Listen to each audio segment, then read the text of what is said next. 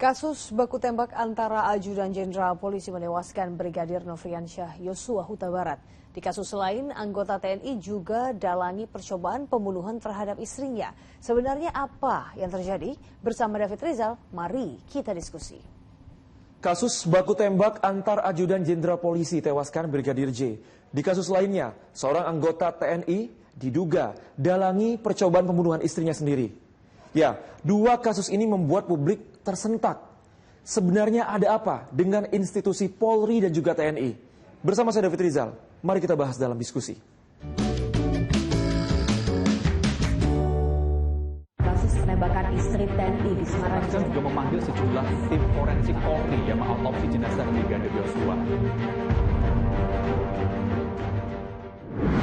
Belakangan, publik disuguhkan dengan informasi mengenai kasus baku tembak yang menewaskan Brigadir J hingga percobaan pembunuhan atau penembakan istri seorang anggota TNI di Semarang, Jawa Tengah yang diduga dilakukan oleh sang suami.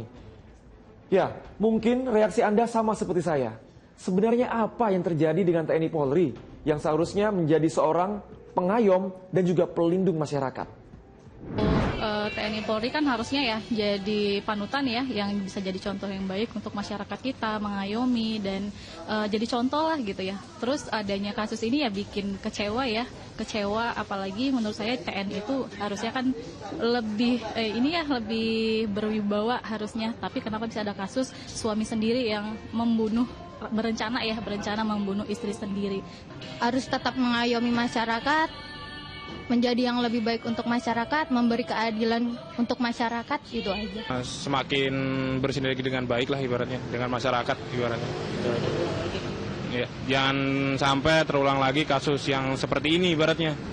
Jadi ntar kelihatan di masyarakat jelek ibaratnya. Warganet ramai-ramai berkomentar mengenai dua kasus ini. Kira-kira seperti ini komentarnya.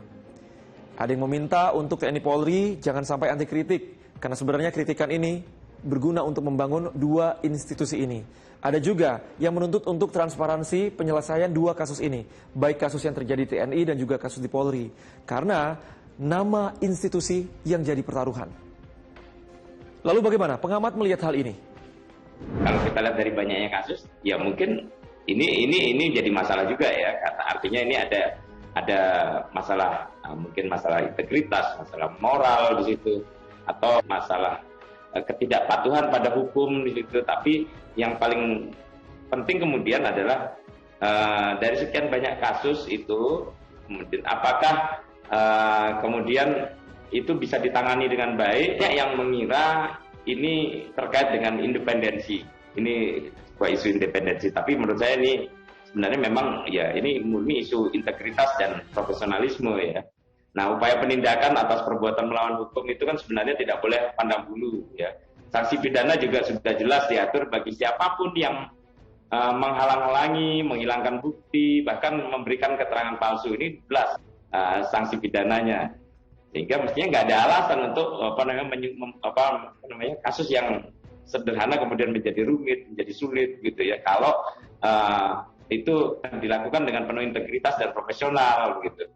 Nah, jadi kita mau nggak mau harus akui bahwa masih ada problem dalam kedua institusi ini ya, yang menjadi penyulit bagi hadirnya kesadaran untuk patuh pada hukum gitu ya. Kemudian juga komitmen untuk menegakkan hukum bagi siapapun yang melanggar. Ini masih ada problem di situ.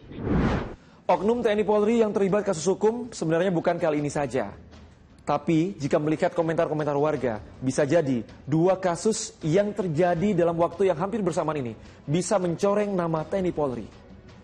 Kita juga perlu ingatkan bahwa yang dibutuhkan masyarakat saat ini bukan hanya ketepatan dan kecermatan, tapi juga kecepatan ya. Jangan sampai kemudian ada anggapan bahwa ya katakanlah baik TNI maupun Polri dalam melakukan pengungkapan dan penanganan kasus-kasus perbuatan melawan hukum gitu ya, itu kemudian dilakukan karena adanya tekanan publik maupun tekanan politik yang terus berulang. Nah, untuk memperbaiki situasi ya supaya prasangka tidak meluas, kemudian kepercayaan publik meningkat, citra Polri membaik gitu ya, TNI juga gitu. Maka baik TNI, Polri, terutama dalam kasus Brigadir Y ini, Polri gitu ya, perkembangan juga perlu diinformasikan secara berkala gitu ya, supaya